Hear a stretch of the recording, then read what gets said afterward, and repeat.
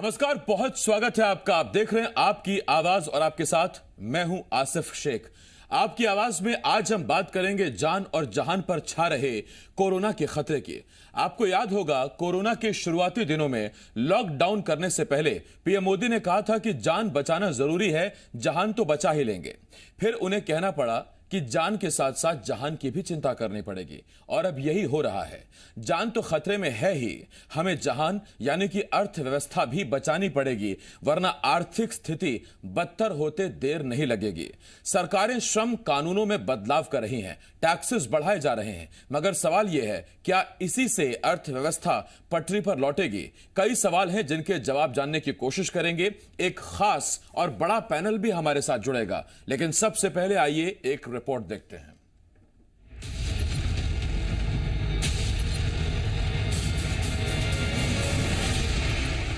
Corona virus पूरी दुनिया पर कहर बरपा रहा है।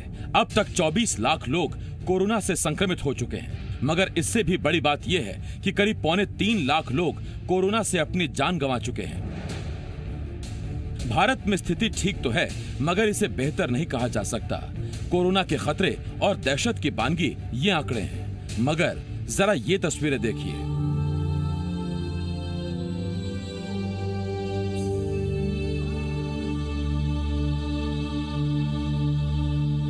उत्तर से लेकर दक्षिण तक, पूर्व से लेकर पश्चिम तक देश में यही तस्वीरें देखने को मिल रही हैं। मजदूरों को उनके घरों तक ले जाने के लिए स्पेशल ट्रेनें चलाई जा रही हैं, मगर ये इंतजाम नाकाफी हैं। नौकरी गंवा चुके मजदूर भूख से अपनी जान न गंवा दें, इसीलिए हर कोई अपने गांव की तरफ बढ़ रहा है। कोरोना ने देश भर में लोगों के सामने कई मोर्चों पर परेशानी खड़ी कर दी है। कोरोना से अब तक देश में 2100 से ज्यादा लोगों की मौत हो चुकी है। हजारों लाखों लोगों की नौकरी जा चुकी है। छटनी और कॉस्ट कटिंग के नाम पर लाखों नौकरियां खतरे में हैं। पेट्रोल डीजल पर सरकारें टैक्स बढ़ा रही हैं। शराब पर पैसे बढ़ाए जा रहे हैं। राशन मिल तो रहा है, मगर कालाबाजारी की वजह से महंगाई बढ़ने लगी है। मजदूरों के पलायन की वजह से फैक्ट्रियों में मजदूरों की किल्लत होने लगी है। खाली सरकारी खजाने की कर्मचारियों पर मार पड़ रही है। महंगाई भत्तों पर रोक लगा दी गई है। वाहन भत्तों में कटौती की जा रही है। ये वो तमाम परेशानियां हैं जो कोरोना की वजह से सामने आ रही हैं। अब सवाल ये है, जान तो खतरे में है ही, मगर जहान कैसे बचाएंगे? सरकारों ने इसके लिए श्रम कानूनों में सुधार किया है। पुराने कानून में क्या बदलाव किए गए, आइए आपको बताते हैं। मध्य प्रदेश में छूट की इस अवधि में केवल औद्योगिक विवाद अधिनियम की धारा 25 लागू रहेगी। 1000 दिनों की इस अवधि में लेबर इंस्पेक्टर उद्योगों की जांच नहीं कर पाएंगे। उद्योगों का पंजीकरण, लाइसेंस प्रक्रिया 30 दिन की जगह अब 1 दिन में ऑनलाइन पूरी होगी। दुकानें सुबह 6 बजे से रात 12 बजे तक खुल सकेंगी। उद्योगों को एक रजिस्टर रखने और एक ही रिटर्न दाखिल करने की छूट दी गई है। 50 से ज्यादा श्रमिक वाले ठेकेदारों को पंजीकरण कराना जरूरी होगा। 50 से कम श्रमिक रखने वाले उद्योगों, फैक्ट्रियों को लेबर कानूनों के दायरे से बाहर कर दिया गया है। श्रमिकों पर की गई कार्रवाई में श्रम विभाग, श्रम न्यायालय का हस्तक्षेप नहीं होगा। श्रम कानून में बदलाव कर उद्योगों को दोबारा खड़ा करके अर्थव्यवस्था को पटरी पर लाने की कोशिशें तो की जा रही हैं, मगर इन कोशिशों का विरोध भी शुरू हो गया है। अब सवाल ये है, क्या वाकई ये सुधार अर्थव्यवस्था को संभाल पाएंगे? कैसे जान बचाने के साथ साथ हम जहान बचाएंगे? ब्यूरो रिपोर्ट, जी मीडिया। तो देखिए, खतरे में तो जान है ही। मामले लगातार बढ़ते जा रहे हैं। जैसा हमने आपको बताया कि करीब 3.25 लाख लोग अब तक मौत के मुंह में समा चुके हैं पूरी दुनिया में। 24 लाख से ज्यादा केसेस अब तक एक्टिव हैं पूरी दुनिया में। भारत की अगर आप बात करें तो भारत में 2100 से ज्यादा यानी 2100 से ज्यादा लोग अब तक मर चुके हैं। और ऐसे में अब हमें जहान की भी चिंता करनी है, जान की चिंता तो करनी ही है। 3 मेहमान हमारे साथ जुड़ रहे हैं। हमारे साथ अभी राहुल कोठारी जी, प्रवक्ता हैं बीजेपी के, हमारे साथ जुड़ रहे हैं। इसके साथ साथ हमारे साथ मध्य प्रदेश इंडस्ट्रियल एसोसिएशन के अध्यक्ष हैं प्रमोद डफरिया साहब जुड़ रहे हैं, और साथ ही साथ Madhya Pradesh mini steel plant association के अध्यक्ष हैं अशोक सुराणा साहब। अशोक सुराणा जी भी हमारे साथ जुड़ रहे हैं। मैं आप तीनों मेहमानों का बहुत बहुत स्वागत करता हूं और अब से कुछ ही देर में कांग्रेस की तरफ से भूपेंद्र गुप्ता जी हमें ज्वाइन करेंगे। आप उपाध्यक्ष हैं कांग्रेस मीडिया सेल के, उनका भी हम स्वागत करेंगे। लेकिन फिलहाल अभी तीन मेहमान हमारे साथ हैं और सबसे पहले मैं राहुल कोठारी साहब आपके पास आ रहा हूं। राहुल जी, श्रम कानूनों में जो बदलाव हुए उसमें एक बहुत बड़ा जो पॉइंट है जिस पर कांग्रेस को और विपक्ष को आपत्ति है और कुछ संगठन जो मजदूर संगठन है एटक ये सब उस पर सवाल उठा रहे हैं कि 72 घंटे तक हफ्ते में काम लिया जा सकेगा मजदूरों से, यानी कि दिन में 12 घंटे के शिफ्ट, हालांकि उसका ओवर टाइम देना होगा। इस पर मैं आऊंगा आपके पास, लेकिन सबसे पहला जो सवाल है आपसे वो ये, क्या यही वो बेस्ट प्रैक्टिसेस हैं, यही वो बेस्ट आइडियाज हैं जिनको अभी आप इंप्लीमेंट कर रहे हैं, जो आप जनता के सामने रख रहे हैं और आपको लगता है कि इससे अर्थव्यवस्था पटरी पर लौटेगी?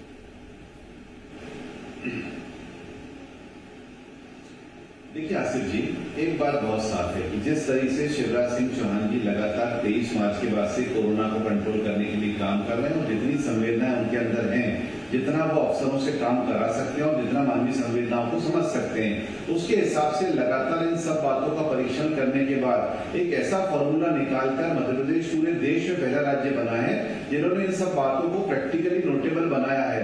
आज किसी भी बात को हम केवल जवानी जमा खर्च कर लें और बाद में प्रैक्टिकली संभव नहीं हो, ये सारे काम नहीं हो सकते। आज बहुत बड़ा विषय है कि लगभग 1.5 लाख मजदूर जो भोपाल मध्य प्रदेश वापस कर चुके हैं, 1 लाख मजदूर हमारे यहाँ से जा चुके हैं और 1.5 लाख मजदूर जो आए हैं उसके अलावा भी बहुत सारी संख्या में ऐसे युवा जो जगह जगह काम करते थे, जो मजदूर श्रेणी में तो नहीं आते लेकिन कहीं ना कहीं वो घर वापसी कर चुके हैं। आज जब वो यहाँ मध्य प्रदेश में वापस आए हैं तो यहाँ का जो ढांचा उनको मिलेगा उसमें मानवीय दृष्टिकोण अपनाते हुए, क्योंकि हमें उनका स्वास्थ्य, उनकी शिक्षा, उनकी रोजगार सबका एक इक्विलिब्रियम बना के रखना है। उसके लिए कई बार सरकारों को ऐसे कदम उठाने पड़ते हैं जिसको देखते हुए सारी चीजें व्यवस्थाएं वापस पटरी पे आए, इस हेतु काम किया जाए। ये बात सही है कि संगठनों को कुछ बात को लेकर आपत्ति हो सकती है, लेकिन संवेदनाओं में हम बहुत आगे हैं। हमको उनके स्वास्थ्य का ख्याल सबसे पहले रखना है, भोजन का ख्याल रखना है और इस सबको देखते हुए जो फॉर्मूले बनाए जा रहे हैं बहुत प्रैक्टिकल है, उसका स्वागत होना चाहिए। और निश्चित रूप से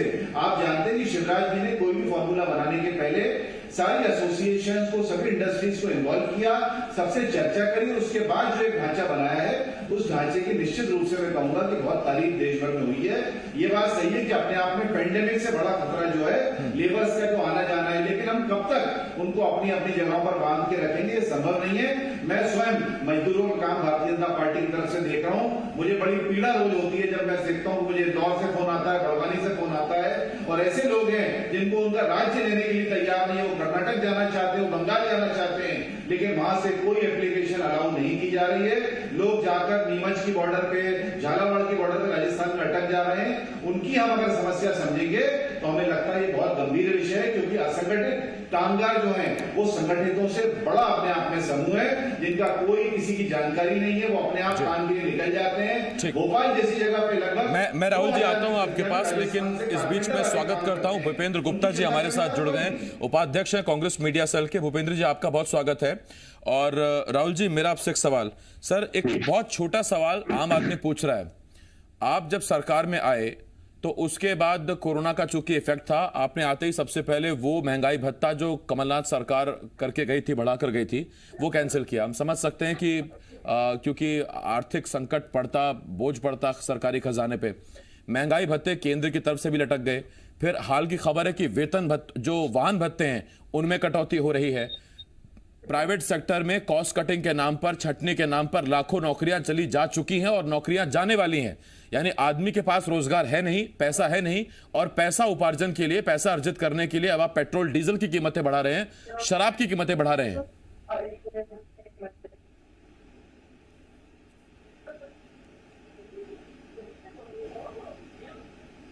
राहुल जी, आपसे सवाल था, आवाज नहीं पहुंची क्या?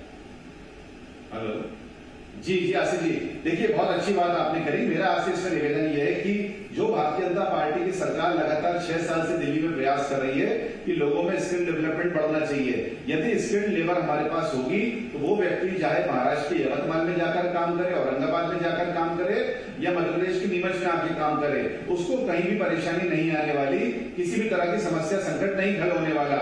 ये बात सही है कि जो अभी हालिया दिक्कत आने वाली है 2-3 महीने की, जब तक व्यक्ति अपने काम में नहीं जुट जाएगा, उसकी देखते हुए सरकार ने, हमारी केंद्र सरकार ने विशेषकर मनरेगा के नियमों में जो अपने आप में परिवर्तन किए, मनरेगा के माध्यम से आप जिस तरह से अपनी रोजी रोटी चला सकते हो, कम से कम कुछ एक परिवार अपना जो है पालन पोषण कर सकते हो, उसको देखते हुए हमें लगता है कि समस्याओं से बहुत हद तक निजात पाई जाएगी। लेकिन ये बात सही है कि इस पूरे मामले में आर्बिट्रेशन के केसेस बहुत बढ़ेंगे, नौकरियों से निकालने की दिक्कतें आएंगी, किराएदारी में किराया नहीं देने की दिक्कतें आएंगी, और साथ में जो बहुत बड़ी दिक्कत एक और हम लोग लीगली फेस कर रहे हैं कि जो पॉजिटिव केस नेगेटिव होकर जा रहे हैं उनको भी मकान मालिक बोल रहा है कि आप घर खाली करो। तो कहीं ना कहीं जो एक पारिवारिक भाव से भारत में रहा जाता था, आज आपको मैं छोटा सा और उदाहरण बताना चाहूंगा कि व्यक्ति 4 लोगों का परिवार 4 भाइयों का गांव में रहता था, लेकिन 2 लोग छोड़कर जो है बंबई चले गए थे।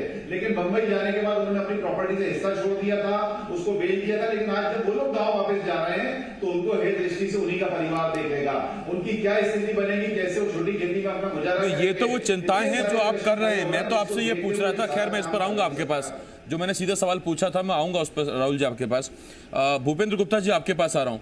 भूपेंद्र जी, कांग्रेस ने हालिया जो श्रम कानून में सुधार हैं या बदलाव है, मैं आपकी भाषा में तो बदलाव ही कहेंगे उसे, सुधार तो आप पता नहीं उसे कहेंगे नहीं कहेंगे मुझे नहीं पता, उसमें किन चीजों को लेकर विरोध है आपका?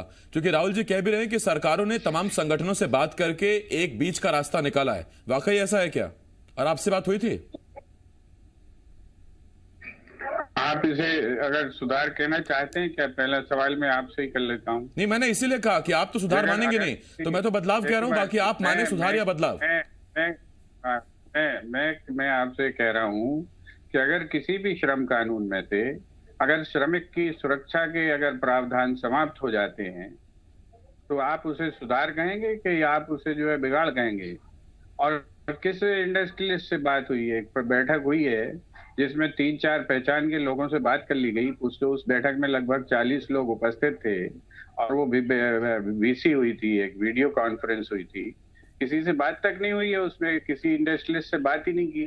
3-4 लोग जो बिल्कुल घरेलू लोग हैं उनसे बात कर ली, काम खत्म हो गया। तो ये तो आप जो है, आप जिसको डिस्कशन कहते हैं और ये केवल जो है हेडलाइन न्यूज बनाने की चेष्टाएं करते हैं, ये चीजें दुखद हैं। आप उद्योग के लोग कह रहे हैं कि हमको ट्रांसपोर्टेशन की फैसिलिटी आप क्या देंगे, आप उसके लिए पासेस की व्यवस्था क्या करेंगे? सरकार हर जगह हाथ खड़े करती है।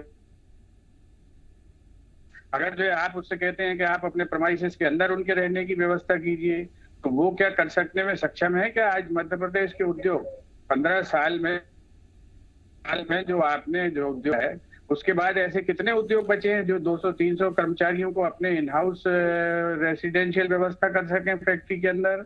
ये क्या मध्य प्रदेश सरकार को नहीं मालूम है? और जब मालूम है तो फिर इसके बाद इस तरह के नाटकीय जो निर्णय लेते हैं आप, इसका जो है लक्ष्य क्या है, इसका औचित्य भूपेंद्र जी, और इसके आप सीनियर लीडर हैं कांग्रेस के, मैं आपसे बात कहना चाहता हूं।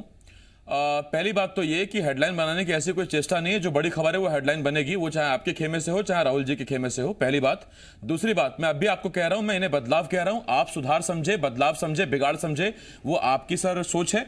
तीसरी, मैं आपसे पूछता हूं, जब पॉइंटर्स हैं सामने तो आप मुझे बताइए कि बतौर विपक्ष आपके पास क्या सुझाव है, सरकार को क्या करना चाहिए? अगर मैं 3 चीजें आपसे पूछूं जो प्रैक्टिकल भी हो, लागू भी हो सके, राहुल जी भी सुन रहे हैं, मैं भी सुन रहा हूं, जनता भी सुन रही है, आप बताइए। देखिए, अभी जो पहले ही सुझाव दिया है, सरकार उस पर अपनी प्रतिक्रिया दे दे कि भारत के अंदर अगर हमें जो है सुधार करना है और इस चुनौती से निपटना है, तो हमको जो है डिसीजन को डिसेंट्रलाइज करना पड़ेगा। हम जो है उसको जो है निचले स्तर पर, कलेक्टर स्तर पर भेज दें। जो सारे फैसले पीएमओ से हो रहे हैं, उन फैसलों को आज तो मुख्यमंत्री तक इस अधिकार क्षेत्र में नहीं है कि वो फैसले ले सकें। आप इंटरव्यू करिए शिवराज सिंह जी से कि कब उन्हें अनुमति मिली है कि वो खुद किट्स खरीद सकते हैं, आपको खुद बताएंगे। लोग जो है, कोई अकेले कांग्रेस के मुख्यमंत्री हों, सारे मुख्यमंत्री जो है इस मनोदशा से गुजर रहे हैं, कुछ बोल रहे हैं, कुछ नहीं बोल पा रहे हैं, उनकी अपनी राजनीतिक मजबूरियां हैं। लेकिन जो परिस्थितियां सामने हैं वो ये है कि आप इसको विकेंद्रित करिए। एक दूसरी चीज, परिस्थिति को इस आधार पर भांपिए। अभी तो पूरी सरकार का जो चिंतन है वो इस बात में लगा हुआ है कि कोरोना के लिए बलि का बकरा किसको बनाया जाए, किसको ढूंढा जाए, पूरी सरकार का चिंतन इसमें लगा हुआ है। आपसे मैं ये कहना चाहता हूँ, एक बस बात को नोट कर लीजिए, और आपका बहुत ही देखा जाने वाला चैनल है और प्रदेश की पूरी जनता इसको देख रही होगी कि इन्होंने जो है लगभग 444 डेडिकेटेड कोरोना केयर सेंटर्स बनाए। उन 444 डेडिकेटेड कोरोना केयर सेंटर पर एक भी वेंटिलेटर नहीं है। क्या इसके लिए समय आपने जो है लॉकडाउन का लिया था? इसकी व्यवस्था नहीं करनी चाहिए थी आपकी? ये सरकारी आंकड़े बता रहा हूं। और जो है मध्य प्रदेश में टोटल जो है लगभग प्राइवेट नर्सिंग होम सारे लोगों के मिलू के लगभग 1000 के आसपास जो है हमारे पास वेंटिलेटर हैं, और 12 जिलों में एक भी वेंटिलेटर नहीं है। ये सरकार के फिगर्स हैं, सरकार के आंकड़े। ठीक भूपेंद्र जी, मैं आता हूं आपके पास। ये बाकी के जो 2 पॉइंटर्स हैं आप तैयार रखिएगा, क्योंकि ये तो आप बता रहे सर कोरोना से निपटना कैसे है, मैं पूछ रहा था आर्थिक स्थिति सुधारनी कैसे है। भूपेंद्र जी खैर लौट रहा हूं उस पर, जो आपने पहला एक विचार दिया वो ठीक है। आपने जो कहा कि फैसला एक ही जगह से होगा तो दिक्कत होगी, उसे जिला स्तर तक, राज्य स्तर तक जरूर जाना चाहिए। मैं ये सवाल जो आपने एक सवाल उठाया कि कितने लोगों से बात हुई, चूंकि अशोक सुराना जी और प्रमोद डफरिया साहब हमारे साथ जुड़े हुए हैं और आप दोनों अपने अपने एसोसिएशन का प्रतिनिधित्व करते हैं। पहले प्रमोद डफरिया जी, मैं आपके पास आ रहा हूं। मेरा आपसे पहला सवाल यही, क्या मौजूदा सरकार ने आप तक अप्रोच की, आप तक पहुंचे, वो आपसे आपकी राय ली, क्योंकि आप एक बड़े संगठन का प्रतिनिधित्व करते हैं? डफरिया साहब। जी सर, मैं सबसे पहले सबको नमस्कार करता हूं।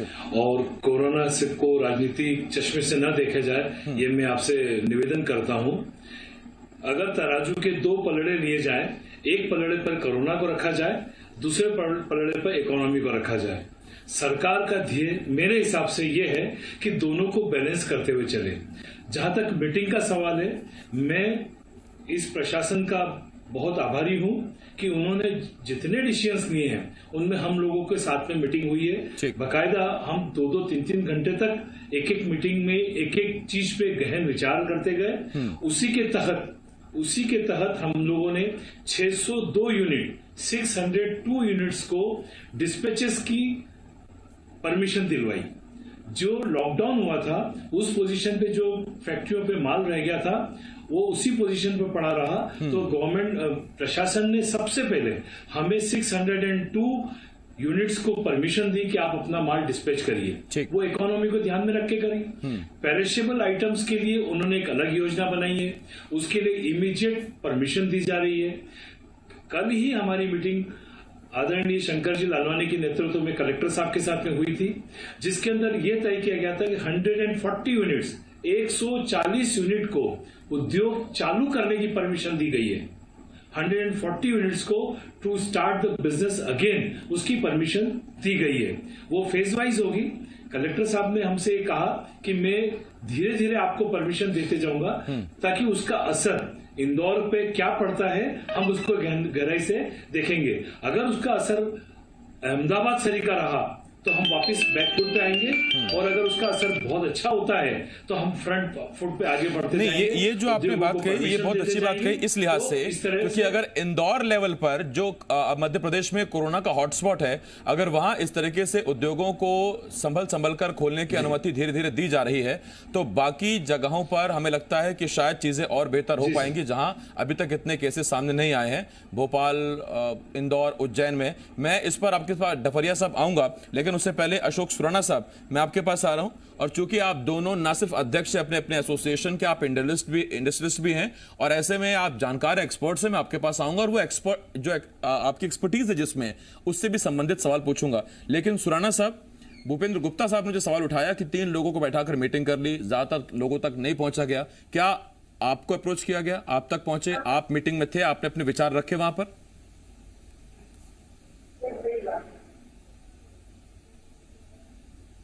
अशोक जी। हेलो। हाँ सुन रहा हूं, बोलिए सर। आप थोड़ा आवाज कम नहीं आ रही है, बोलिए। कट गया।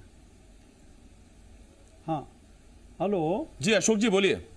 हाँ हेलो जी, बोलिए बोलिए। आवाज आ रही है मेरी? हाँ बिल्कुल आ रही है। हाँ निश्चित रूप से मैं एक बात कहना चाहूंगा। हेलो। हाँ मैं निश्चित रूप से एक बात कहना चाहूंगा कि मैं छत्तीसगढ़ से बिलोंग करता हूं, तो यहाँ स्टील ट्रेड छत्तीसगढ़ की बैकबोन है, और इस एरिया के अंदर में आज यहाँ 175 रोलिंग मिले हैं, आज यहाँ पे 75 स्पॉन्ज आयरन के बड़े प्लांट और 200 रोलिंग मिले हैं और मिनी स्टील प्लांट है। सारे के सारे आज इतनी तकलीफ में चल रहे हैं कि 25% प्रोडक्शन अभी तक भूपेश गवर्नमेंट ने इतना कोशिश किया, उसके बावजूद भी चल नहीं पा रहे हैं। हम आपको एक बात बताना चाहेंगे कि स्टील इंडस्ट्री में लेबर का सबसे ज्यादा मतलब उपयोग होता है। ये सारे लेबर बिहार यूपी साइड से आते हैं, बिहार यूपी और उड़ीसा से आते हैं। आज विश्वास का इतना बड़ा संकट पैदा हो गया है जो स्वतंत्र भारत के इतिहास में कभी नहीं हुआ। सारी की सारी लेबर में असंतोष है, सारी की सारी लेबर बोलो तो आज विश्वास की कमी से भागना चाह रही है। उनको ये भरोसा नहीं कि हमारी ये रोजी रोटी टिकेगी कि नहीं टिकेगी। आज हर स्टेट गवर्नमेंट इस संकट से जूझ रही है। तो मैं एक बात कहना चाहूँगा कि पीएमओ को आज की डेट के अंदर में अपने पावर्स को कम से कम स्टेट गवर्नमेंट के विवेक पे छोड़ना चाहिए। आज छत्तीसगढ़ के अंदर लॉकडाउन जिस ढंग से 50 दिन बढ़ चुका है, सारी लेबर यहाँ से जा रही है। मैंने अभी देखा है उड़ीसा से, बिहार, इधर से महाराष्ट्र से सारे के सारे ट्रकों में बैठ के जिस ढंग से एक एक ट्रक में 100-100 200 लेबर जा रही है। तो ये कोरोना का तो माहौल उड़ चुका है। मुझे तो ये लगता है कि कोरोना से ज्यादा भुखमरी, बेरोजगारी, आत्म चिंतन से और जिस ढंग से हालात हैं सब मरेंगे। और जो एक बीमारी और भय का वातावरण निर्मित हो रहा है, ये हिंदुस्तान के इतिहास में कभी नहीं हुआ। और पूरे वर्ल्ड में इस टाइप का माहौल जो हुआ है वो हिंदुस्तान के अंदर खाली ये 4-5-6 स्टेट में जो देखने को आ रहा है, तो ये कभी सरवाइव नहीं हो सकेगा। मैं अभी भी सब स्टेट गवर्नमेंट को यदि ये पावर डेलीगेट करते हैं, अपने विवेक से निर्णय करें, तो कम से कम छत्तीसगढ़ की स्टील इंडस्ट्री को बचाना है। देखिए अभी कोई इंडस्ट्री 1 जून से पहले चालू नहीं करना चाह रहा है। बड़े प्लांट कुछ चालू कर दिए हैं। भिलाई स्टील प्लांट जैसा 25% प्रोडक्शन कैपेसिटी में चल रहा है सेल का प्लांट। बाकी छोटी छोटी जो रोलिंग मिले हैं वो बंद करने का सोच रही है। इस पर हम जरूर चर्चा करेंगे कि मजदूर नहीं है इसलिए उद्योग बंद हो रहे हैं, या दरअसल उद्योग बंद हो गए इसलिए मजदूर अब घर जाने को मजबूर हैं, क्योंकि दोनों चीजें एक दूसरे से जुड़ी हुई हैं और इसकी मूल वजह क्या है वो भी हम जानने की कोशिश करेंगे और चीजें बदलेंगी कैसे उस पर भी बात करेंगे। एक छोटे से ब्रेक के लिए हमें रुकना होगा। बीजेपी की तरफ से राहुल कोठारी जी, कांग्रेस की तरफ से भूपेंद्र गुप्ता जी और 2 इंडस्ट्रियल एसोसिएशन के अध्यक्ष इस वक्त हमारे साथ मौजूद हैं। छोटा सा ब्रेक, जल्द लौट रहे हैं।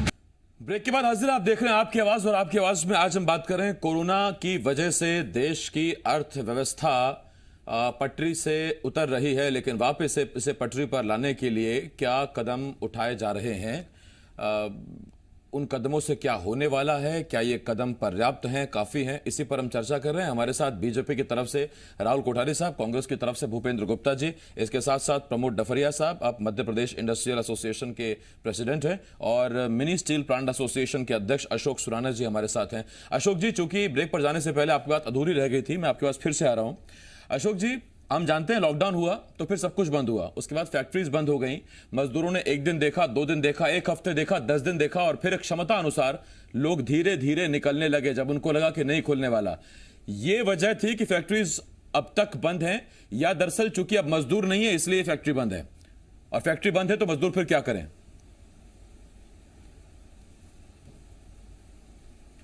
नहीं, जिस ढंग से क्या है कि प्रचारित किया जा रहा था तो वैसे ही कहना चाहिए। जो आर्थिक पैकेज इतना मतलब पर्याप्त नहीं था, प्रोत्साहन की राशि भी कम थी, तो जितने भी मिल मालिक होते हैं, इंडस्ट्री वाले होते हैं, सबको एक प्रकार का संदेह हुआ कि गवर्नमेंट हमको कितना सपोर्ट करेगी, राहत इतना मिल नहीं रहा था। तो हर आदमी ने निर्णय किया कि भाई ये पैकेज पहले 21 दिन, फिर 14 दिन, फिर 14 दिन, फिर जून तक का हल्ला होने लगा। तो हर आदमी ने माइंड मेकअप कर लिया कि हमें 1 जून से पहले इंडस्ट्री चालू नहीं करनी है। तो ये सब माहौल जिस ढंग से पैदा हुआ तो सब जगह एक ही बात थी कि भाई ये इंडस्ट्री अभी चल पाएगी नहीं चल पाएगी, और लेबर ने देखा कि हम यहाँ मर जाएंगे पड़े पड़े भूखे, उससे अच्छा हम अपने गांव चलते हैं। तो इस तरह से 200, 500 किलोमीटर का पद यात्रा करना विश्व के इतिहास में ऐसा उदाहरण कहीं नहीं है जो हिंदुस्तान में देखने को मिला है।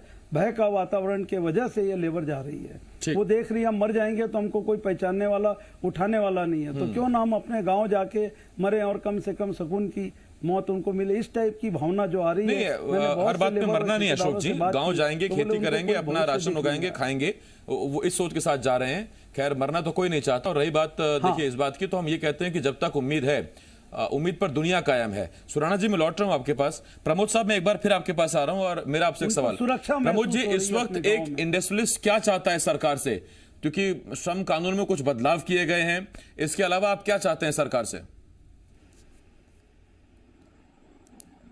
सर, मोटे रूप में ईज ऑफ डूइंग बिजनेस होना चाहिए सर, जो हमारे पीएम साहब का पहले फर्स्ट जैसे था, ease of doing business. Factory चलाने में जो छोटी छोटी तकलीफें आती हैं उससे उभर के सामने आए, लिबरलाइजेशन होना चाहिए। अभी किसी चीज को सख्ती से नहीं पकड़ा जाए, क्योंकि जैसे सर ने बताया कि लेबर चला गया गांव, मैं मानता हूं सर, जब भी कोई एपिडेमिक होता है, जब भी भूकंप आता है, तो आदमी सबसे पहले सेफ जोन ढूंढता है। तो लेबर भी इंसान है हमारे जैसा, वो भी सेफ जोन ढूंढेगा, वो भी चाहेगा कि मैं मेरे घर पे जाऊं। लेकिन जब इंडस्ट्री चालू होगी, और जैसा सर बता रहे कि बेरोजगारी बढ़ रही है, तो फिर तो लेबर खुद ही आएगा ना सर, फिर वो रुकेगा क्यों? उसको रोजगार चाहिए, मालिक उसको बुला रहा है कि तुम आ जाओ। आज का मैं एक छोटा सा उदाहरण आपको देना चाहूंगा कि कल जब हमारी बैठक हुई कलेक्टर साहब के साथ में, तो उसमें एक इंडस्ट्री वाले बोले कि सर मेरे 60 लेबर सागर के पास में रहते हैं और मेरे को इंडस्ट्री स्टार्ट करने की परमिशन है, तो मुझे उन लेबर को लाने की परमिशन दी जाए। तो कलेक्टर साहब ने इमीडिएट उसको ओके करा, बोले मैं सागर कलेक्टर से बात करूंगा, आप यहां से मुझसे परमिशन ले जाइए। बोले सर मैं 2 बसें 3 बसें आप जो बोलोगे ले जाऊंगा और लेबर को वहां से लेके आऊंगा। तो ताली दोनों हाथ से बजेगी।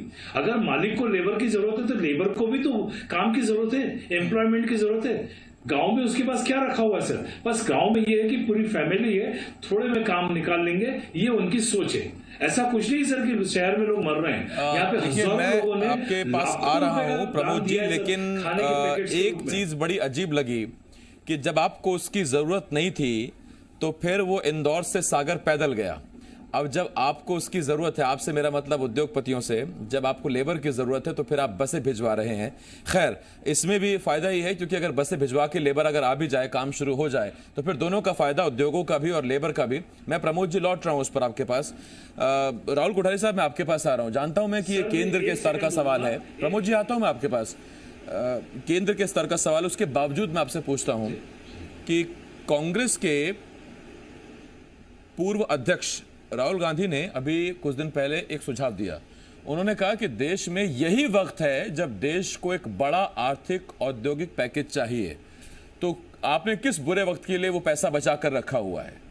और क्यों नहीं दिया जा सकता? एक बूस्ट के लिए क्यों नहीं दिया जा सकता? आसिफ जी, बड़ा अच्छा सवाल आपने किया और इस सवाल के माध्यम से मैं शायद आपको भी संतुष्ट कर पाऊं और भूपेंद्र गुप्ता जी जो बातें आपके समक्ष कर रहे थे उनको भी शायद संतुष्ट कर पाऊं। कुछ दिन हुए हैं, जिस दिन ये लॉकडाउन हुआ था उसके 3 दिन बाद आदरणीय मोदी जी ने सबसे पहले किश्तों में 3 महीने की छूट दिलवाई, जो व्यापारियों को सबसे बड़ी राहत के रूप में आई थी।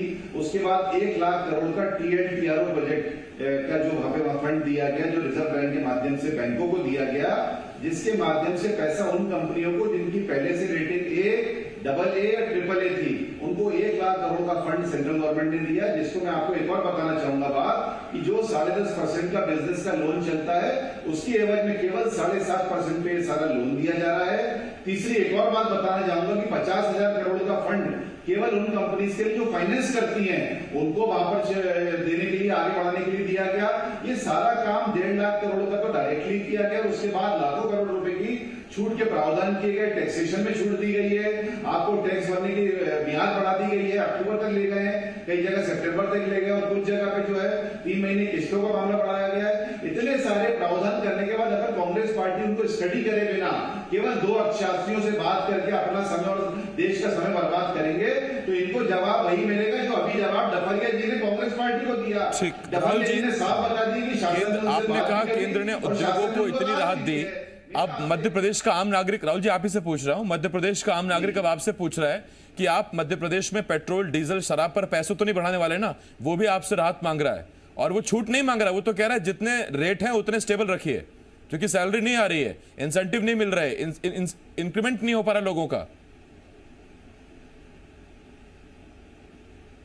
नहीं, देखिए ये बात सही है कि जो परिस्थिति निर्मित हुई है उसमें आप देख सकते हैं कि शिवराज सिंह चौहान जी ने 23 मार्च की रात को मोर्चा संभाला था और उसके बाद से लगातार श्रमिकों के अकाउंट की बात करें, वृद्धजनों की बात करें, बाकी अन्य अकाउंटों में लगातार पैसे डालने का काम चालू है। किसी को 1000 रुपए डल रहे हैं, किसी को 5 किलो राशन जा रहा है। सरकार ने कहीं पर भी अपने कदम किसी तरह की राहत के नहीं रोके हैं। मध्य प्रदेश पहला राज्य जिसने देश में बिना समग्र आईडी के, बिना आधार कार्ड के राशन सबको दिया।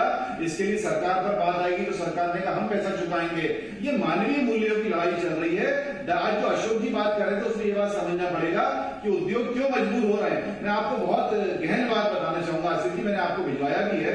आज मेरे पास ये होम सेक्रेटरी का ऑर्डर मेरे सामने है जो अजय भल्ला जी ने 3 मई को दिया है। इसमें स्पष्ट लिखा गया है कि उन्हीं मजदूरों को वापस भेजना है जिनके पास आगे रोजगार का कोई साधन संपन्न नहीं रहेगा।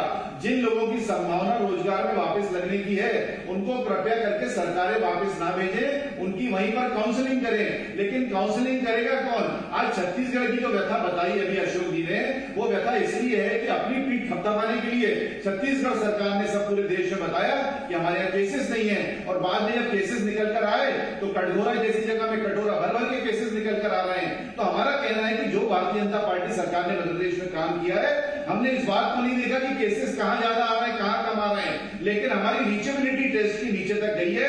यदि एक व्यक्ति पॉजिटिव निकल कर आया तो हमने 200-250 लोगों को क्वारंटाइन कराया, उनका टेस्ट कराया, उसके माध्यम से संख्या हमारी बढ़ी है। लेकिन हमने मध्य प्रदेश में आयुर्वेदिक इलाज किया है, कोरोना को जड़ से समाप्त करेंगे।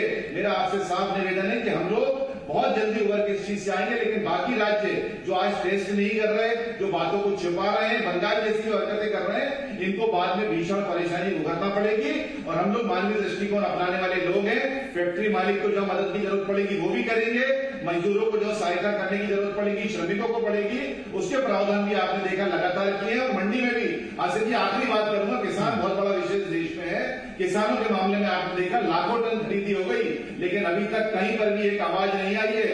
सब किसानों को संतुष्ट कर दिया, व्यापारियों के भेज के उनकी खरीदी हो गई, तुलावटियों को सरकार ने बिल्कुल चेतावनी दे दी है। हर तरह से लाइसेंस फ्री प्रक्रिया को करते हुए इतना सब काम हो गया। लेकिन विपक्ष जो है केवल चिट्ठी लिखने में व्यस्त है।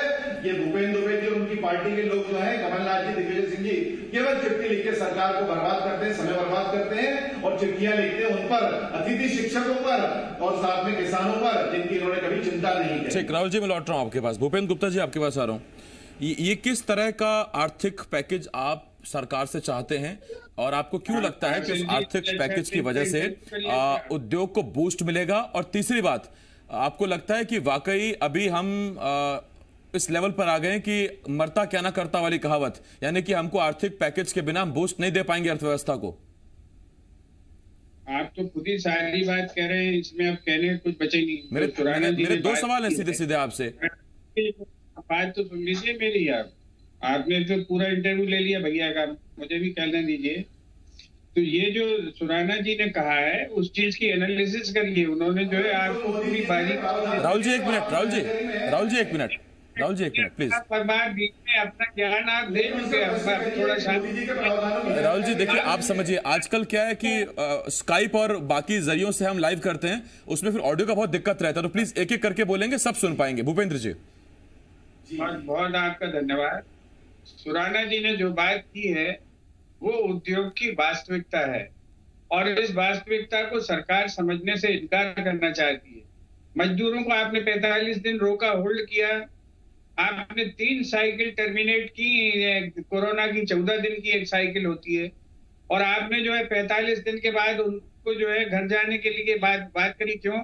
उसकी आप जो देखें कि जब वो मेंटल हेल्थ की स्टेज में पहुंच गया, जब उसको मेंटल हेल्थ की प्रॉब्लम्स क्रिएट हो गई, जब उसकी जो है आइसोलेशन के कारण उसकी समस्याएं खड़ी हो गई, तब आप चेत रहे हैं। आप 45 दिन क्या कर रहे थे? आपको ये चीजें प्लानिंग 45 दिन में करनी चाहिए थी।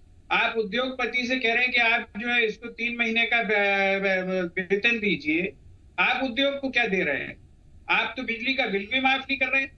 आज जो बेसिक चार्ज लगता है, ये जितने दोनों इंडस्ट्रियलिस्ट बैठे हैं इनसे जरा बात करिए कि एक इंडस्ट्री में जो है मिनिमम जो आपका जो फिक्स चार्ज लग रहा है, क्या वो फिक्स चार्ज चुकाने की स्थिति में है? फैक्ट्रियां सारी बंद पड़ी हैं, कहीं पे प्रोडक्शन नहीं हो रहा है। ये आपको एक सुविधा दे दी है कि आप साहब अपना माल ट्रांसपोर्ट कर लो, तो ये कोई बड़ा ये इंडस्ट्रियल पॉलिसी हो गई क्या? ये मैं बात कर रहा था जो वीसी चीफ मिनिस्टर ने इंडस्ट्रियलिस्ट के साथ जो बैठक की, एक वीडियो कॉन्फ्रेंस की भोपाल में। मैं कलेक्टर लेवल की मीटिंग की बात नहीं कर रहा था। उस मीटिंग के आउटकम आप निकाल लीजिए। और पूरा प्रदेश में जो है, पूरे प्रदेश में सारी जगह आज मध्य प्रदेश से जो लेबर उत्तर प्रदेश की यूपी भेजी जा रही है, योगी साहब उन्हें लेने तैयार नहीं है। वो बैठे हुए झांसी में, वहां भगा दिया उन्होंने लोगों को। जो लोग दूसरी जगह से जा रहे हैं, यही हाल आज बिहार में हो रहा है। ये परिस्थिति आप कर्नाटक के मुख्यमंत्री लेबर को निकलने नहीं दे रहे, उन्होंने ट्रेनें रद्द करवा दी। ये जो मानवीयता का एक वातावरण आपने बनाया है, इसके कारण जो है लोगों के भी अंदर भय घुसा है कि यहाँ मरने से अच्छा है कि घर चलो, पैदल ही चलते चलते भले मर जाए, चाहे रेल गुजर जाए उनकी छाती पर से। लेकिन शर्म नहीं है, और उसको जस्टिफाई करते जा रहे हैं। कोई गलती हो रही है, दुनिया में कोई भगवान नहीं है, मोदी जी भी भगवान नहीं है और राहुल गांधी भी भगवान नहीं है। सभी गलती कर सकते हैं, लेकिन उस गलती को मानो। तो आप तो ये कह हर बात में इस तरह से व्यवहार करते हैं, ये छोटे छोटे नेता कोठारी जी जैसे, कि जैसे भगवान भी इनसे पूछ के सारे डिसीजन लेता है। आप जो है जो चीजें हैं, सीक्वेंसेस हैं, आप मजदूर पहुंचेगा नहीं फैक्ट्री में, और आप जो है आप इतनी बड़ी घटना हो गई विशाखापट्टनम में। जिस दिन ये विशाखापट्टनम में घटना हुई 5000 लोग घायल हुए हैं, उसी दिन आपने जो है मध्य प्रदेश, राजस्थान और आपने उत्तर प्रदेश, यहाँ सब जगह आपने लेबर लॉ बदल दी। आपने उसमें जो है सेफ्टी नॉर्म्स ही खत्म कर दिए। ये आपने उचित काम किया गया? मैं ये सवाल पूछ लेता हूँ भूपेंद्र जी, और आपका एक सुझाव बहुत अच्छा लगा, वो राहुल जी भी नोट कर लें उसको। ये वाकई बात है कि देखिए, जब हम अपने डोमेस्टिक कनेक्शन की बात करते हैं तो फिक्स चार्ज बहुत अफोर्डेबल होता है, हम लोग उससे चुका लेते हैं। लेकिन जब ये इंडस्ट्रियल बिल में आता है, जब ये फिक्स चार्ज और जब वो यूनिट्स मल्टीप्लाई होती हैं, फिर तो वो बड़ा भारी पड़ जाता है। फैक्ट्री बंद होंगी, बिजली का बिल आता रहेगा, तो बड़ी दिक्कत होगी। ये एक सुझाव भर दिया है भूपेंद्र गुप्ता जी ने, और जो बात सही है, मैं वो आपकी बात कह रहा हूँ। भूपेंद्र जी, खैर मैं आ रहा हूं उसके बाद आपके पास। सुराना जी, आपके पास पहले मैं आ रहा हूं, और मेरा आपसे एक सवाल। ये छोटी छोटी चीजें, जैसे कि इस 1.5-2 महीने के बीच जब फैक्ट्रीज बंद रही, तो आपका बिजली बिल माफ किया जाए, या कम से कम फिक्स चार्ज तो माफ कर ही दिया जाए, क्योंकि जब फैक्ट्री है तो इलेक्ट्रिसिटी का तो कंजम्पशन हुआ नहीं होगा, बहुत कम हुआ होगा, लेकिन फिक्स चार्जेस जो है वो माफ कर दिए जाए। क्या इन चीजों से कुछ मदद मिलेगी तो कितनी बड़ी मदद मिलेगी? क्या आपको लगता है कि इंडस्ट्रियलाइजेशन को बूस्ट अप करने के लिए ऐसे छोटे छोटे कदम चाहिए, या दरअसल ये नहीं, कुछ बड़ा चाहिए? नहीं, हमारा तो ये कहना है कि आज ये बेल आउट पैकेज की जो इतनी ज्यादा जरूरत है उसके लिए आज कहीं कोई विचार नहीं किया जा रहा है। छत्तीसगढ़ गवर्नमेंट से हम लोग ये बात करना चाह रहे हैं बघेल साहब से कि आज 21 तारीख से हम लोग की फैक्ट्रियां बंद है, 21 मार्च, पूरा अप्रैल महीना निकल गया, मई महीना 10 तारीख निकल गया, 1 जून से पहले स्टार्ट हो नहीं सकती। फोर्स मेजर क्लास के कारण बेस बना के हम लोगों ने अपनी इंडस्ट्री को बंद रखी है। कई लोग अपनी लाइन कटवाना चाह रहे हैं। मिल चलाओ चाहे न चलाओ, मिनी स्टील प्लांट का एक सिस्टम है डिमांड चार्ज, 375 रुपये पर केवीए डिमांड चार्ज होने से 3000 केवीए लोड वाले को 11 लाख रुपया मिनिमम पटाई नहीं पड़ेगा, आप चलाए चाहे मत चलाओ। इसीलिए लोगों ने अपना लोड 60 केवीए करा लिया, 3 मेगावाट से 60 केवीए। देखिए, बोर्ड का भी नुकसान हो रहा है, स्टेट गवर्नमेंट का भी नुकसान हो रहा है, और इंडस्ट्री वाला तो डूब रहा है। वो अपने आप को बोलता है यदि मैं किसान मजदूर होता तो कम से कम ज्यादा बेटर होता, इतना बड़ा लोड तो नहीं आता, ना बैंकों की छूट मिलेगी, खाली उसको डेफर करने से कुछ नहीं होता। आज छत्तीसगढ़ गवर्नमेंट से हम लोग पिछले 2 महीने से पुरजोर प्रयास कर रहे हैं, 1.5 महीना हो गया कि भाई हमें डिमांड चार्ज की छूट दीजिए, तब तो हम यूनिट चला पाएंगे, अदरवाइज यूनिट चल नहीं पाएगी। तो उनका कहना है कि भाई बेल आउट पैकेज तो सेंट्रल गवर्नमेंट से आएगा, उस हिसाब से 20,000 करोड़ 10,000 करोड़ जो भी उन्होंने मांगा है। तो मेरा ये कहना है कि इंडस्ट्री की तरफ जब तक दोनों लोगों के अंदर में खींचतान जो चल रही है वो दूर नहीं होगी और स्पेशल कोई प्रकोष्ठ बना के इसके ऊपर कोई प्लानिंग नहीं किया जाएगा तो ये स्टील इंडस्ट्री छत्तीसगढ़ की बैठ जाएगी और उसके बाद मर गया मरीज हम बुखार देखते रहे वाली कहावत यहाँ पे लागू हो रही है। आज जिस बिल्कुल सही बात है। और देखिए, दोनों चीजें एक दूसरे से सीधी संबंधित है कि अगर देश में प्रोडक्शन होगा, माल होगा, तो लोग उसका कंजम्पशन भी करेंगे और फिर इंडस्ट्री आगे बढ़ेंगी। और अगर लोग डिमांड ही कम करने लगेंगे, उनके पास पैसा ही नहीं होगा, क्रय शक्ति नहीं होगी, तो फिर इंडस्ट्री प्रोडक्शन करके कर भी क्या लेगी? और जब माल बिकेगा ही नहीं तो फिर रॉ मटेरियल, मजदूरों की पेमेंट्स और वो दूसरे खर्चे हैं वो कैसे होंगे? ये सब एक दूसरे पर आधारित रहता है। सुराणा साहब, मैं लौट रहा हूं आपके पास, उससे पहले डफरिया साहब मैं आपके पास आ रहा हूं और मेरा एग्जैक्ट यही सवाल आपसे भी है कि डिमांड चार्जेस कम किए जाएं या खत्म किए जाएं जब तक ये कोरोना का पीरियड चल रहा है। ऐसे ही जो सुझाव छोटे छोटे और हैं, क्या उनसे कुछ मदद मिलेगी या दरअसल एक बड़े पैकेज की जरूरत है इस वक्त देश की इंडस्ट्री को? और वो सीधा पैकेज होना चाहिए, वो ये नहीं कि लोन पहले 12% पे मिलता था, आप हमसे जी 12.25 पे ले लो, 11 पे ले लो, 10 पे ले लो, उससे अलग।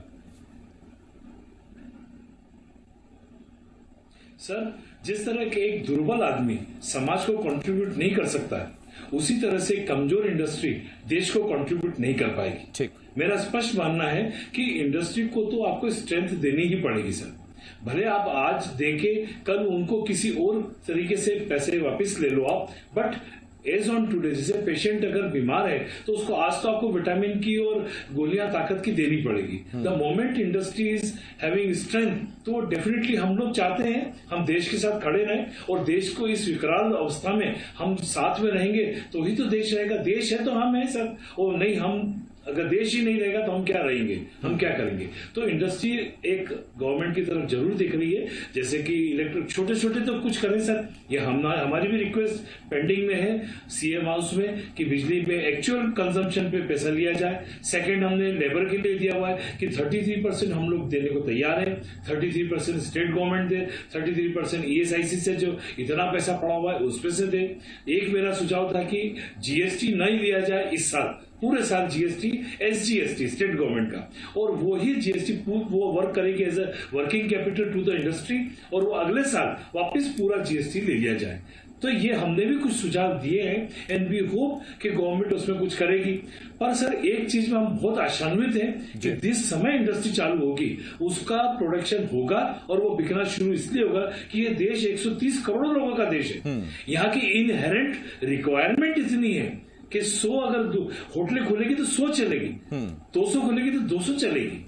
ऐसा नहीं है सर, ये कि ball will roll by itself. इतनी बड़ी पॉपुलेशन का ये एडवांटेज हमें जरूर मिलेगा और वी आर वेरी श्योर कि 6 महीने के अंदर ये जो आप जिस उम्मीद की बात कर रहे हैं यही दरअसल हमारी ताकत भी है, यही आशा हमको इस संकट से उबार भी सकती है और किसी का अप्रोच भी ऐसी रखनी पड़ेगी। मैं राहुल जी आपके पास आ रहा हूँ। राहुल जी, देखिए, आंकड़े बेहतर रहें, सही रहें तो ठीक है। आपने कहा हमने इतनी टेस्टिंग कर दी कि एक आदमी सामने आया, हमने 200 लोगों को क्वारंटीन किया, उतने टेस्ट करा दिए। इसका मतलब 3600 केस है मध्य प्रदेश में अब तक कुल। 3600 को मैं 200 से अगर गुणा करूं तो करीब करीब वो पता नहीं 7 लाख या 8 लाख से ऊपर चला जाता है। मैं आपसे ये 70 लाख के आसपास ना हो जाए कहीं। मेरा आपसे एक सवाल ये, अब तक टेस्टिंग आपने मध्य प्रदेश में की 68,000 और आप बता रहे हैं कि टेस्टिंग बहुत हो रही है। 10 लाख की आबादी पर इस वक्त 800 साढ़े 800 टेस्टिंग हो रही है। ये महाराष्ट्र से कम है, ये राजस्थान से कम है, ये दिल्ली से कम है, ये गुजरात से कम है?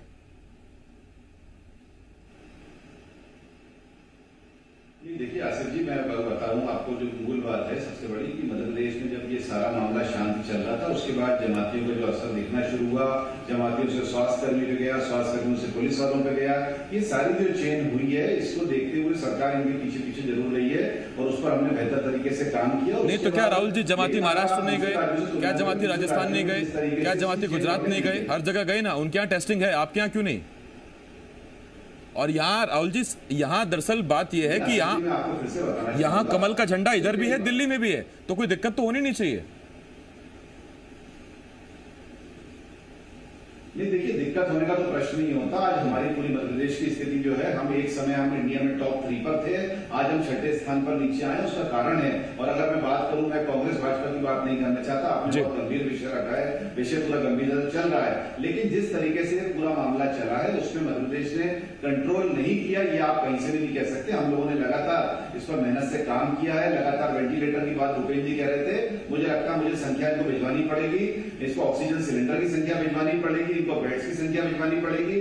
सरकार जिस तरीके से काम करके आगे बढ़ी है, प्लाज्मा थेरेपी में हम लोग आगे हैं, ऑक्सीजन थेरेपी में हम लोग आगे हैं, नए नए नवाचार हमने किए। हमारा मध्य प्रदेश बहुत हमारा खुशकिस्मत राज्य है कि जो हाइड्रोक्सी क्लोरोक्विन की बात पूरी दुनिया कर रही है वो हमारे रतलाम में बन रही है। और 20 करोड़ ऑर्डर जो है, 20 करोड़ गोली का इस समय रतलाम में एकता लेबोरेटरी के पास रखा है और सरकार उसे पूरी मदद करके उस प्रोडक्शन को करवा रही है, वहां पे स्वास्थ्य सेवा दे रही है ताकि कोई भी गंभीर बात नहीं हो। लेकिन जो मेजर बात आ रही है कि केवल आरोप लगा दिए जाए, ये आरोप लगाना ठीक नहीं है। सरकार आप जानते हैं संवेदनशील है, जो बातें डबरिया साहब ने बहुत खूबसूरती से कही वो बातें सही है, उसमें सरकार चिंतन कर रही है।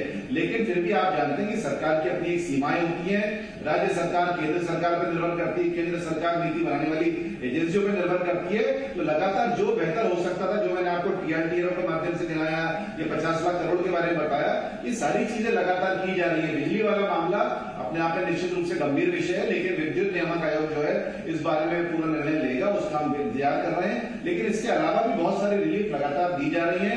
आज भोपाल जैसे स्थान पे हम लोग रह रहे हैं, हॉटस्पॉट के बावजूद हम लोगों को कोई दिक्कत नहीं है, घर में सब्जी दूध तेल सब आ रहा है। इसलिए सरकार के वो भी सारे काम बहुत जरूरी होते हैं जो लगातार फील्ड में दिखाई दे रहे हैं। ठीक, मैं आता हूं इस पर आपके पास। लगातार ये चीजें होंगी, थोड़ा इंतजार करें। और आखिरी निवेदन आसिफ जी आपके माध्यम से मेरा, ये दोनों बड़े व्यापारी वर्ग के प्रतिनिधित्व करने वाले लोग बैठे हैं कि इनको भी आगे अपने साथ वाले लोगों को एक परिवार भाव का स्तर आगे बढ़ाना पड़ेगा, क्योंकि आज अगर मजदूर छत्तीसगढ़ से इनकी फैक्ट्री को छोड़कर गए, रायपुर की जो इंडस्ट्रीज होती थी स्पंज आयरन की, पूरे वर्ल्ड में इनका नाम हुआ करता था। तो ऐसे कौन से कारण हुए, क्यों इनके लोग रुक नहीं पाए, इस पर भी चिंता होना चाहिए कि उनको अगर 2 महीने बैठा के खिलाने की बात थी तो कहां कौन पीछे रह गया, इस पर भी चिंता होनी चाहिए। मुझे लगता है राहुल जी, वो तो देखिए बराबर की चीजें हैं। अब अगर रायपुर से मजदूर पलायन किया तो क्या इंदौर से मजदूर ने पलायन नहीं किया? क्या इंदौर का मजदूर यूपी या राजस्थान या बाकी जगह नहीं गया? उस पर तो देखिए देशव्यापी चर्चा है, उस पर पॉइंटर्स। मैं सुराना जी आपके पास आ रहा हूं और मेरा आपसे एक सवाल, कुछ जो आर्थिक जानकार हैं, अर्थशास्त्री हैं, एक एक्सपर्ट के तौर पर मैं सवाल पूछ लेता हूं। राहुल जी एक मिनट। सुराना जी,